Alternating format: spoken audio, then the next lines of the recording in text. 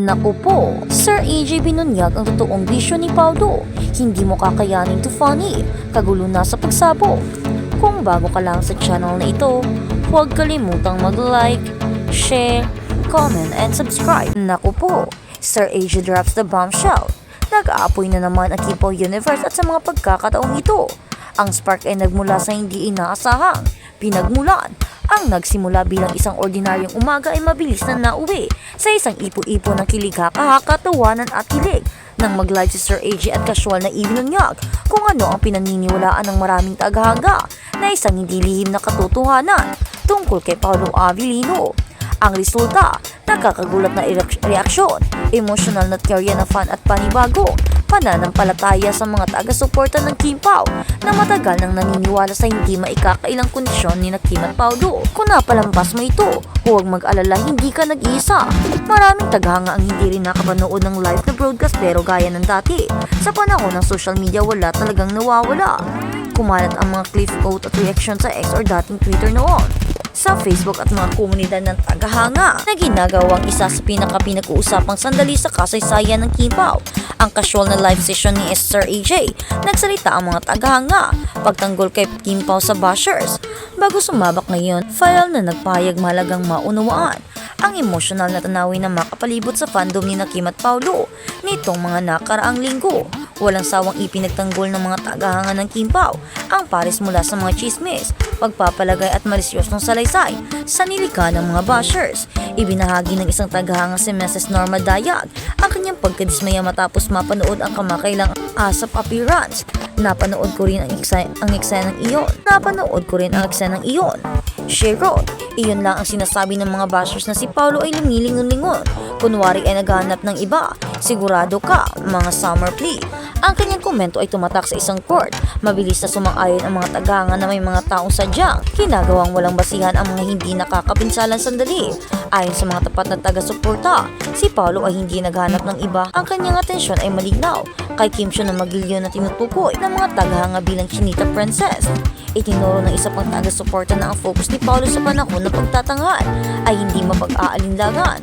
Ang kanyang mga mata, ekspresyon at wika ng katawan ay namumuhay o nagmumungkahi ng isang bagay, presensya, koneksyon at tahimik na paghanga. The Bashers Narrative versus Fans Reality. Para sa mga tagahanga ng K-pop, hindi ito bagong teritoryo.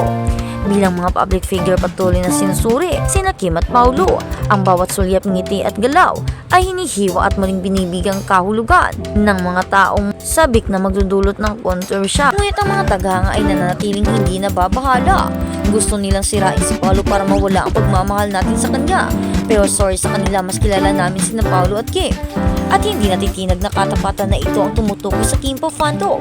Ang mga taga-suporta ay hindi lamang mga past viewer. Sila ay emosyonal na namumuhunan, mapagmasid at malalim na nagpoprotekta.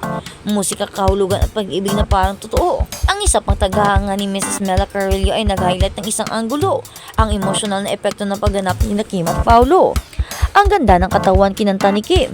She wrote, masaya kami bilang mga tagahanga, parang may ibag.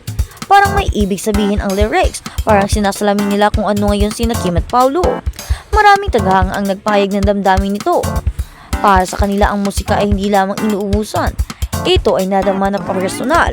Ang paraan ng pag-deliver ni Kim ng kanta, kasama ang nakikitang presensya at suporta ni Paulo, ay nagpandika ng malalim na sandaling iyon sa mga gahanga. Ito ay hindi tungkol sa pagkumpirma ng isang relasyon. Ito ay tungkol sa pagkasaksi sa isang bagay na tunay. Tapos dumating ang live si Sir AJ. Tila umayos na ang mga bagay-bagay na nag-live si Sir AJ.